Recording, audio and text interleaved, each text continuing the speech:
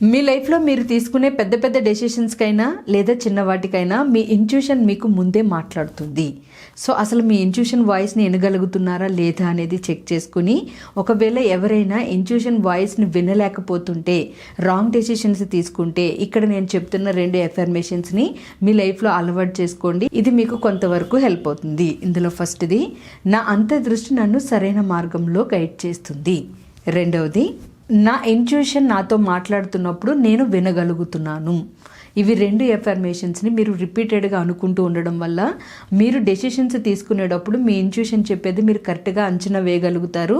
మనకి ఎప్పుడు కూడా మన ఇంట్యూషన్ 100% కరెక్ట్గానే గైడ్ చేస్తుంది, కానీ మనమే దాన్ని ఇగ్నోర్ చేస్తాము. సో అలాంటి ప్రాబ్లం రాకుండా మీ అంచనా కరెక్ట్ అవ్వడానికి, మీరు 6th సెన్స్ని బాగా పనిచేయించుకోవడానికి ఈ 2 ఎఫర్మేషన్స్ తోటి మిమ్మల్ని మీరు యాక్టివేట్ చేసుకోండి.